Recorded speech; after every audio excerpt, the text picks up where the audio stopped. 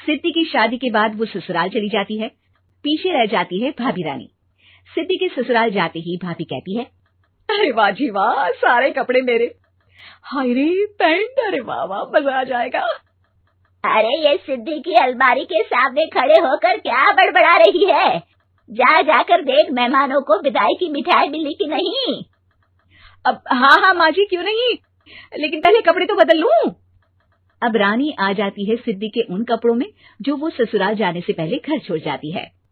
अरे रानी, कुछ दिन रुक जाती। अरे ये तो सिद्धि बिटिया को मैंने ही दिया था, बड़ा ही फबता था उस पर, तुझ पर तो कुछ खास नहीं लग रहा। अब वो ना मेरे सारे कपड़े गीले थे तो सोचा पहन लूं। वैसे भी सिद्धि को कौन सा अभी पुराने आउटडेटेड कपड़ों को पहनना है। वैसे भी ये सूट तो मैंने तभी पहना था, वैसे खास है भी नहीं ये। हाँ ठीक है, लेकिन ना मेरी सिद्धि पर तो जमता था। सारे मेहमान चले जाते हैं और सिद्धि ससुराल से मायके पहली बार आती है। अपना घर, अपना कमरा, अपनी अलमारी। ये बोलकर जैसे ही सिद्धि अलमारी खोलती है तो सामने उसके कपड़ों की जगह कुछ और ही रखा होता है। माँ, ओ माँ, जरा कमरे में तो आना। माँ, ओ माँ, जरा कमरे में तो आना। सास और रानी वहां पहुंच जाते हैं। रानी ने पहनी होती है सिद्धि की जींस और टी शर्ट। अरे भाभी, ये क्या? ये तो मेरी बड़ी ही महंगी टी शर्ट है, इसे आपने घर में क्यों पहनी है? अरे बहुत मिलती है दीदी ये चौक की मार्केट में, 150 में।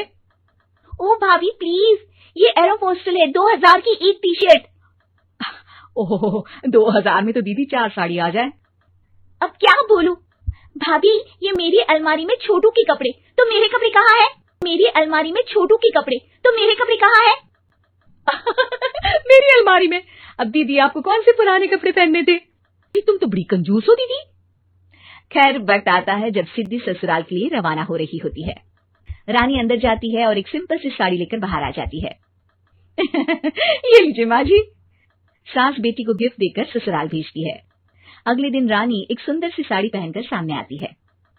अरे रानी, ये तो वो साड़ी है जो मैंने सिद्धि को देने के लिए दी थी जब वो ससुराल ले जाती, लेकिन ये तूने कैसे पहन ली? अरे माँ जी, ये साड़ी तो मुझे बहुत पहले से ही पसंद थी, लेकिन चिंता ना करिए, मैंने सिद्धि के लिए भी अच्छी सी साड़ी दी है। हाँ।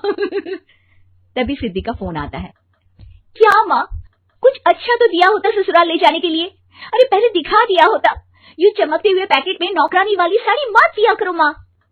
अरे बेटे, वो तेरी भाभी ने ना गलती से उससे पैकेट बदल गया। हाँ, मैं कल ही तेरे भाई के हाथ से तेरा वाला पैकेट भेज दूंगी। अरे रहने दो माँ, आई एम श्योर भाभी ने अभी वही साड़ी पहनी होगी जो तुमने मेरे लिए रखी थी। तुम तो समझ नहीं पाई उनको। खैर छोड़ो, मैं ज्यादा बोलती अच्छी नहीं लगती, रहने दो, आपको उन्हीं के साथ रहना है, फिर बात करेंगे। सास को रानी पर गुस्सा आ जाता है। वो उसके कमरे में जाती है जहाँ वो शादी का एल्बम देख रही होती है। रानी, मार्केट जाकर एक ऐसी ही साड़ी लेकर आ, कल प्रतीक जाकर सिद्धि के घर दे आएगा। अरे क्यों माँ जी, कितनी साड़ी देनी है दीदी को? यहाँ कोई सेल लगी है क्या? अरे चुप कर, मेरे बेटी के हिस्से की साड़ी खुद पहन ली, अब ज्यादा ज्ञान बांट रही है। एक दिन सिद्धि का फोन आता है। माँ, मेरी सास ने आप सबको खाने पर बुलाया है। सारे लोग सिद्धि के ससुराल पहुँचते हैं। खाना खाकर वो लोग निकल रहे होते हैं कि सिद्धि की सास सभी को गिफ्ट देती है। बहन जी, बेटी के घर का खाना खा लिया, यही बहुत है जो आप ऊपर से गिफ्ट भी दे रही है। अरे बहन जी, आप भी कहाँ इन बातों पर विश्वास कर रही हैं। सास सभी को गिफ्ट देती है, लेकिन रानी को जो साड़ी देती है वो अजीब सी हरे रंग की, लाल रंग की बड़ी छाप वाली होती है। अरे छी, ये कौन पहनेगा? सासू माँ को तो जरी वाली इतनी सुंदर, और मेरे लिए ये नौकरानी वाली। अरे भाभी, दरअसल मैं जब भी घर आती थी आप वापसी में ऐसी ही साड़ी देती थी ना, तो माँ ने सोचा कि आपको आपकी पसंद की ही साड़ी क्यों ना दी जाए। बेचारी रानी, बोलती भी तो क्या। सिद्धि और सास रानी का ढील मारोगे तो पटकेल खाना ही पड़ेगा चेहरा देखकर हंसने लगती है। तो रानी समझ जाती है कि अपने ही बिछाए जाल में वो फंस चुकी है।